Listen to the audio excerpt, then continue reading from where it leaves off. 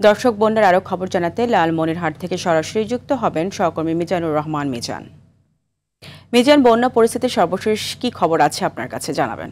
এছাড়া দুর্যোগ মোকাবেলায় প্রশাসনের কোনো পদক্ষেপ আছে কিনা?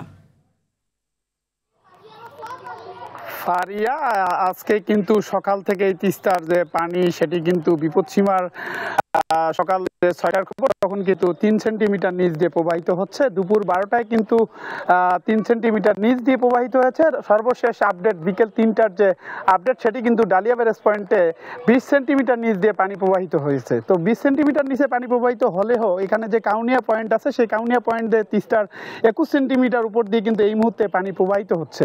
পানি প্রবাহিত হওয়ার কারণে তিস্তা তীরবর্তী যে নিম্নাঞ্চলগুলো আছে সেগুলো কিন্তু প্লাবিত হয়েছে। ইতিমধ্যে ঘরবাড়ি থেকে এখানকার যে ধান ক্ষেত বা ফসলি ক্ষেতগুলো কিন্তু প্লাবিত হয়ে গেছে। মৎস্য খামারও কিন্তু সব তিস্তার পানিতে কিন্তু বিলীন হয়েছে। এখানকার মানুষের যে স্বপ্ন, বারবার কিন্তু এখানে ধানের যে চারা গাছ কিন্তু তারা ইতিমধ্যে 3বার লাগিয়েছে, এবারও কিন্তু সেই চারা গাছ কিন্তু তলিয়ে গেছে।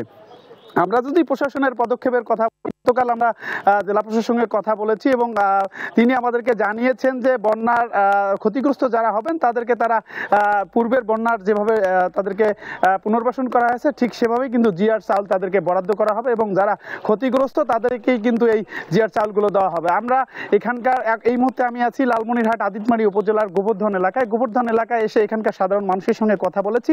তারা আমাদেরকে জানিয়ে যে আজকে সারাদিনই কিন্তু বন্যা পরিস্থিতি ধীরে ধীরে উন্নতি হয়েছে এবং তবে এখানে জলাবদ্ধতা কিন্তু সৃষ্টি হয়েছে এবং মানুষের যে দুর্ভোগ সেই দুর্ভোগ কিন্তু এখন পর্যন্ত আছে। কারণ এখানে তারা রান্না করতে পারছেন না, খাইতে পারছেন না, বিভিন্ন ধরনের তাদের গবাদি পশুর গোখাদ্যের সংকট দেখা দিয়েছে। এদিকে আমরা কৃষি যে সম্প্রসারণ দপ্তরের পরিচালকের সঙ্গে কথা বলেছি।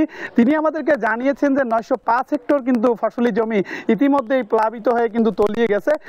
আমরা এখানকার যারা সাধারণ মানুষ আছে তাদের সঙ্গে কথা বলেছি। তারা ত্রাণ নিয়ে যে এখানকার তাদের যে ত্রাণের যে বিষয়টি সেটি তারা জানিয়েছে যে তারা সঠিকভাবে কিন্তু ত্রাণ এখানে পরিচালনা করা হয় না এবং যে পরিমাণ ত্রাণ এখানে প্রয়োজন সেই পরিমাণ ত্রাণ কিন্তু সরকারের পক্ষ থেকে এখানে বিতরণ করা হয় না। তো ফারিয়া, এই ছিল আমার কাছে তিস্তার বন্যা পরিস্থিতির সর্বশেষ খবর।